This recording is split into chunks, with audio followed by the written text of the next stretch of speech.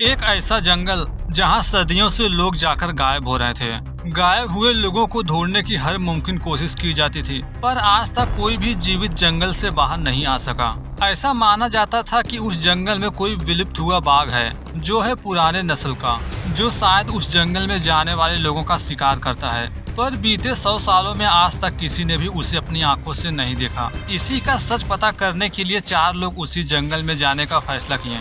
ये चारों भी बाकी लोगों की तरह जंगल में तो चले गए, पर वापस कभी नहीं आ सके। स्टोरी की शुरुआत हुई 1800 दशक से। ये जगह था ऑस्ट्रेलिया का तस्मानिया। ऐसा माना जाता है अंग्रेजों के टाइम जब तस्मानिया सहित कई सारे देशों में उनकी हुकूमत थी, तो उसी टाइम अलेक्जेंडर पियर्सन नाम का बंदा कुछ लोगों के साथ तस्मानियाई जंगल में भाग गया था, जिसे ढूंढने के लिए ब्रिटिशर्स अपने खूंखार कुत्तों के साथ जंगल में निकल पड़े थे। ये अलेक्जेंडर को पकड़ने में काफी हद तक कामयाब भी हुए थे, पर ये अपने मकसद में पूरी तरह से कामयाब नहीं हो पाए। अलेक्जेंडर पियर्सन कई सिपाहियों को मारकर वहाँ से बच निकला। वक्त के साथ ये सारी चीजें एक कहानियां बन गई। समय गुजरता रहा, मगर अलेक्जेंडर जब से तस्मानिया जंगल में भागा था, उसके बाद से कई लोग जंगल में गए थे, पर कभी भी वापस लौट नहीं सके। फाइनली समय आ चुका है प्रेजेंट टाइम का। 4 दोस्त इसी जंगल में जाकर सच पता करना चाहते हैं, क्योंकि जब ये लोगों के गायब होने की खबर सुने थे, तो इन्हें एक विलुप्त हुए बाघ के बारे में पता चला। ऐसा माना जाता है कि वही विलुप्त प्रजाति जंगल में जाने वाले लोगों का शिकार करती है। इनका मकसद उसी विलुप्त हुए बाघ को ढूंढना था, पर इन दोनों के पास इतना पैसा है नहीं कि वहां तक के ट्रिप को प्लान कर सकें। तभी उनमें से एक, जिसका नाम था मैट, उसे अपने दोस्त जैक का ख्याल आया, जो काफी रईस बंदा था। सोचा अगर इसके बारे में मैंने उसे बताया तो वह हमारी मदद जरूर करेगा, हो सकता है वह हमारे साथ भी चले। अंत में ऐसा हुआ भी। सच जानने के बाद उसका दोस्त जाने को रेडी हुआ, जबकि उसके साथ जाएगी उसकी गर्लफ्रेंड भी। इस तरह ये चारों लोग तस्मानिया पहुँचे। यहाँ से इन्होंने एक कार बुक की और निकल पड़े जंगल की ओर। आने से पहले इन्होंने उस लोकेशन का भी पता लगा लिया था जहां उस विलुप्त हुए बाघ के बारे में काफी कुछ सुना गया है। इस सफर में इनके लिए जितनी भी चीजों की जरूरत पड़ने वाले थी, सब कुछ था इनके पास। साथ ही साथ है यहाँ का मैप भी। कुछ ही घंटों के सफर के बाद फाइनली ये पहुँचे पाइमन नामक नदी के पास, जिसके आगे इन्हें बोट की हेल्प लेनी होगी, जो ऑलरेडी है इनके पास। पर यहाँ पहुँचकर इन्हें गाड़ी को पार करने की कोई जरूरत नहीं थी, क्योंकि वहाँ एक पहले से बड़ी बोट थी, जो कार सहित इन्हें यहाँ से आगे ले जा सकती थी। जब बोट इन्हें जंगल की ओर ले जा रही थी, तो इसी टाइम इन्होंने एक छोटी बच्ची को देखा, जो इस बोट ऑपरेटर की बेटी थी। थोड़ी देर बाद ये दूसरे किनारे पहुंच गए। गाड़ी को नीचे उतारकर यहाँ से आगे बढ़ गए। देखा जाए तो ये जंगल के बीच में है, पर इन्हें उस लोकेशन की तलाश थी जहाँ से अक्सर लोग गायब हो रहे हैं। शाम होने से पहले ये जंगल के बीच एक ऐसी जगह पहुँचे जहाँ देखकर ऐसा लग रहा था कि यहाँ कुछ लोकल लोग रहते हैं। जैसा कि कुछ ही घंटों में अंधेरा भी होने वाला है, इसलिए ये चारों यहीं मीट पाई फैक्ट्री के बगल में स्थित एक गंदे मोटल में रात बिताने को सोचे। यहाँ की सिचुएशन को देख ये जरा भी रुकने को तैयार नहीं थे, पर इन्हें डाउट है आगे बढ़ने के बाद क्या भरोसा इन्हें कोई सेफ जगह मिले या फिर नहीं। इनका यहाँ न रुकने का एक और भी रीजन था। दरअसल वहाँ के लोकल लोगों का हाव भाव कुछ ठीक नहीं लग रहा था। सभी सनकी टाइप के लग रहे थे। इन्हें मोटल का जो कमरा रहने के लिए दिया गया था, वहाँ पर साफ सफाई बिल्कुल नहीं थी। वॉशरूम वगैरह में कीड़े मकोड़े इधर उधर घूम फिर रहे थे। इन्हें लगा शायद ये लोकेशन जंगल के बीच है, इसलिए शायद ऐसा ही होता होगा। अंधेरा होते होते ये लोग यहाँ के लोकल लोगों के बीच घुल मिल गए। रात के टाइम इन्हें यहाँ अजीब अजीब सी आवाजें सुनने को मिली थी। उन चारों में से कुछ लोग तो डर भी रहे थे, पर बाकी लोग समझाए कि हम अगर अभी से डरने लगे तो आगे कैसे बढ़ेंगे। इस तरह जैसे तैसे रात गुजर गई। सुबह हुआ। सुबह होते ही यहाँ से निकलने की तैयारी शुरू हुई, पर इसके आगे ये कार से नहीं जा सकते थे। आगे नदी है, इन्हें बोट की ही हेल्प लेनी होगी। यहाँ से निकलने ही वाले थे, तभी मैट का कोई सामान गाड़ी में ही छूट गया, जिसे लेने के लिए उसकी दोस्त पहुंची। जहाँ जाकर उसकी मुलाकात उस छोटी बच्ची से हुई, जिससे ये उस बड़ी वाली बोट में मिले थे। वहीं पर उसके फादर भी थे। वह सामान लेकर जा ही रही थी कि तभी छोटी बच्ची उसे कुछ देने को सोची, पर वह लिए बगैर चली गई। ये सब देख उसे कुछ भी सही नहीं लगा। यहाँ के लोगों का तौर तरीका बाकी लोगों की अपेक्षा बिल्कुल अलग था। थोड़े समय बाद जब ये नदी के दूसरे किनारे पहुँचे, तो ये मैप में पॉइंट किए हुए लोकेशन की तलाश करने लगे, पर यहाँ पहुँचकर इन्हें पता चला अभी और आगे जाना होगा। यहाँ से भी आगे बढ़ गए। थोड़े समय बाद फाइनली ये नदी के उस छोर पर पहुंच गए जिसके आगे अब इन्हें पैदल ही चलना था।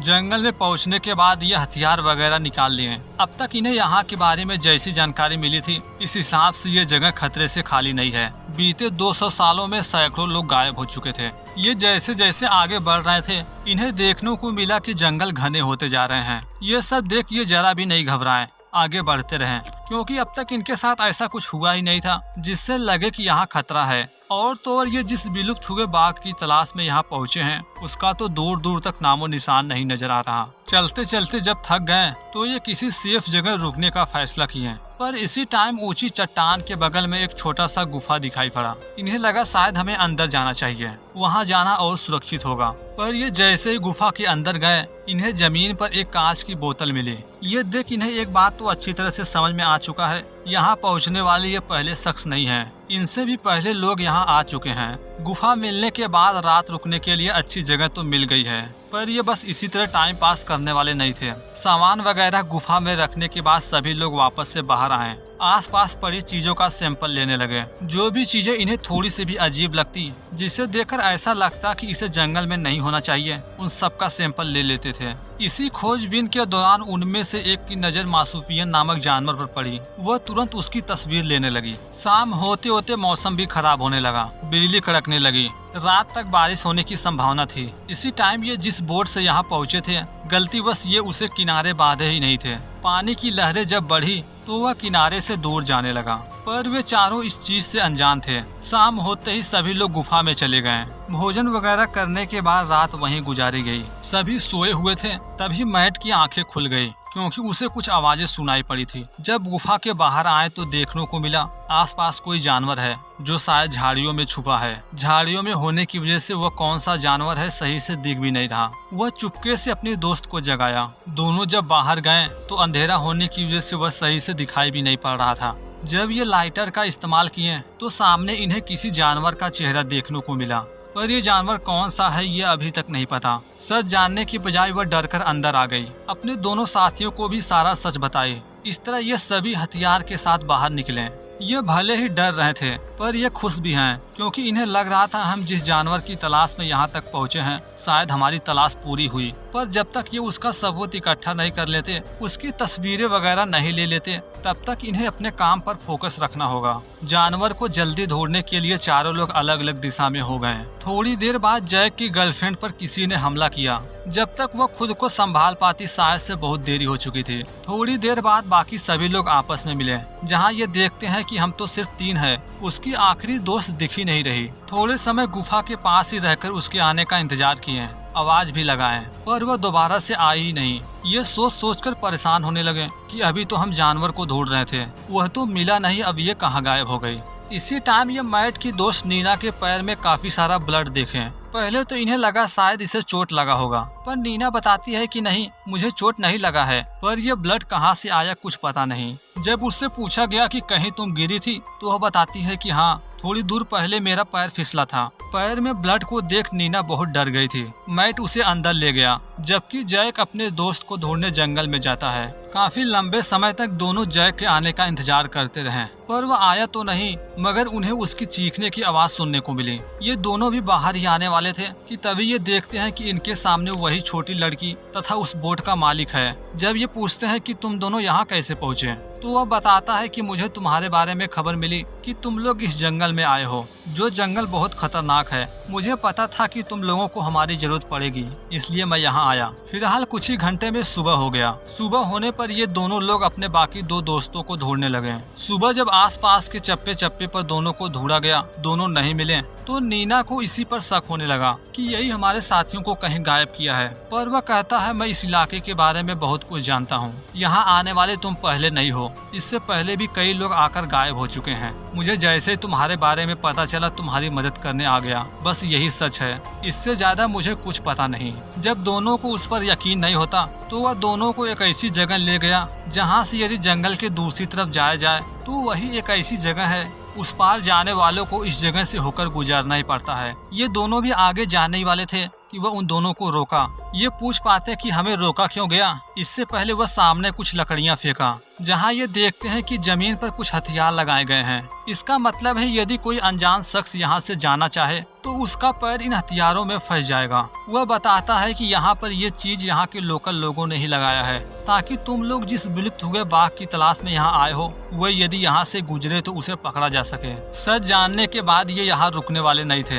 अपने दोनों दोस्तों का पता लगाने के लिए अंदर चले गए। आगे बढ़ने के दौरान ये जमीन पर पड़े नुकीले हथियार से सावधान है। थोड़े ही अंदर गए होंगे, सामने था बिल्कुल अंधेरा। ये रुके नहीं, आगे बढ़ गए। थोड़ी देर बाद इन्हें सामने रोशनी दिखाई पड़ी, जो था जंगल का दूसरा छोर। इन्हें उम्मीद है जरूर इनके दोनों दोस्त यही होंगे। उस पार जाते ही दोनों को आवाज लगाई गई, पर उनकी ओर से कोई रिस्पांस नहीं मिला। ये जंगल के काफी अंदर चले गए, पर फिर भी कोई नहीं दिखा। अब तक वहाँ का वह लोकल बंदा भी इस तरफ आ गया था, पर वह देखता है कि दोनों शायद और आगे बढ़ गए हैं। वह उन्हें रोकना चाहा, पर वह खुद आगे नहीं बढ़ सका। जबकि दूसरी ओर वे दोनों लोग अभी भी अपने दोनों साथियों को ही ढूंढ रहे हैं। इसी टाइम हमें पता चला दो में से एक बंदा अभी भी जीवित है। वह ढूंढ रहा है अपनी गर्लफ्रेंड को ही। ढूंढते ढूंढते एक ऐसी जगह पहुंचा जहां जमीन पर बहुत सारे ब्लड पड़े हुए थे, साथ ही साथ कई सारे कटे हुए डेड बॉडी के पार्ट। ये दोनों भी उसी लोकेशन पर पहुंचे।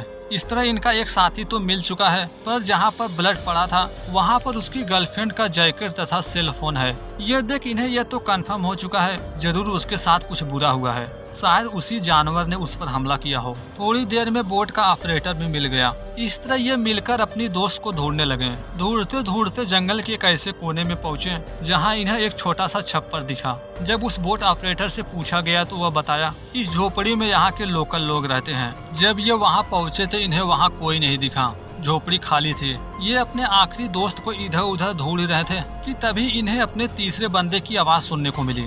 जब तक ये झोपड़ी के दूसरी साइड पहुँचे तब तक वह बंदा गायब था। उसे भी आसपास के जंगल में ढूंढा गया, पर ये जंगल के अब और अंदर नहीं गए। यहीं से वापस लौटने का फैसला किए। अब तक ये दोनों लोग एक दूसरे से दूर दूर थे। जब इन्हें लगा कि अब यहाँ से निकलना ही सही होगा तो वापस झोपड़ी के पास जाने को सोचे। ऐसा कर पाते मैट को नीना की चीखने की आवाज सुनाई पड़ी। जब तक वो भागकर झोपड़ी तक पहुंचा, नीना भी वहां से गायब थी, क्योंकि उसने ऐसा कुछ तो देख लिया है जिसे देखकर वह भाग रही है। भागते भागते जंगल के बीच खंडहर पड़े एक ब्रिज के पास पहुंची, जिस पर से गुजरती थी ट्रेनें। जबकि दूसरी ओर मैट नीना को ढूंढते हुए एक ऊंची सी चट्टान के पास पहुंचा, जहां से वह ब्रिज बिल्कुल क्लियर दिखाई पड़ रही थी। वह नीना को आवाज लगाया, पर इसी टाइम नीना के सामने एक ऐसा शख्स पहुंचा जिसे देखकर ऐसा लग रहा था वह ना ही इंसान है ना जानवर। उसका होलिया किसी आदमखोर की तरह था। वह उसे मारने के लिए उसकी ओर बढ़ने लगा। मैट ने चिल्लाकर उसे ऐसा करने से रोकना भी चाहा, पर वह नीचे कूद गई।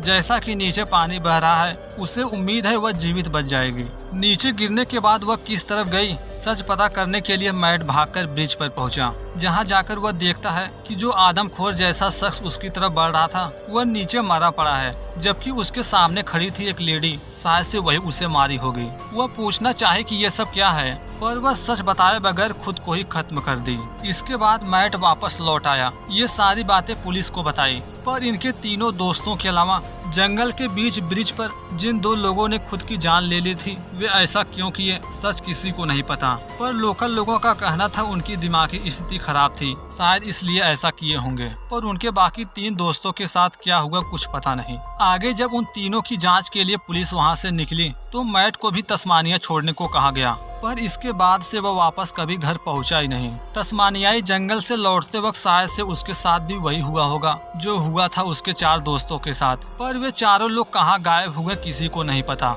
इन्हीं की तरह अलेक्जेंडर पियर्सन के भागने के बाद से लगभग 250 लोग इसी जंगल में जाकर गायब हुए थे, जिनमें से एक भी वापस नहीं लौट सका। Thanks for watching this video.